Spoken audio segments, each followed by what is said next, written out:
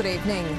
The Premier is threatening a snap early election following the resignation of a Labor MP. Rob Pyne says he just can't work with the party anymore. And Annastacia Palaszczuk is ready to send us all back to the polls. Rob Pyne, first quadriplegic in state parliament, couldn't last in the Labor Party a minute longer.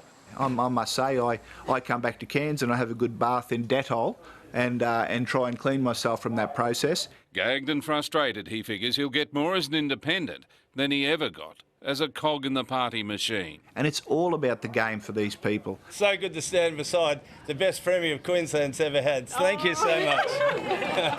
While the Premier was feeling the love on the Gold Coast, Pyne's resignation puts her whole government under a cloud. With 2 members of the Katter Party and now 3 independents, the government and opposition are tied on 42 seats each.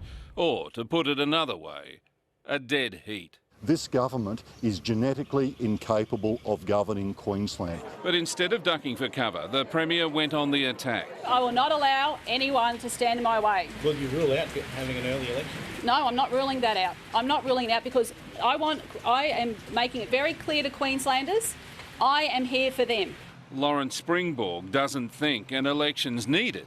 You can't run off to the polls every time you don't like what's happening in the parliament. Neither does Rob Pyne. I'll be supporting Annastacia Palaszczuk for the term of the 55th Parliament, and at the next election, Lawrence Springborg can prosecute his case then. But the Premier was trying to put the wind up somewhat, and only politicians are frightened of elections. And no one, not one member of Parliament will stand in my way.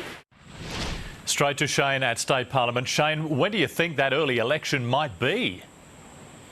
There is no election, Andrew. What we got today was a threat from the Premier to Rob Pyne, the other crossbenchers, even other Labor Party members who might be thinking of doing what Rob Pyne has just done. The Premier was literally scaring up support because the next election will be fought on new boundaries. There are a lot of politicians here terrified they're going to lose their seats before the first vote has been cast. So our nice Premier today went all Dirty Harry, telling her enemies, go ahead, make my day. Andrew? That's clear. All right, Shane, thank you.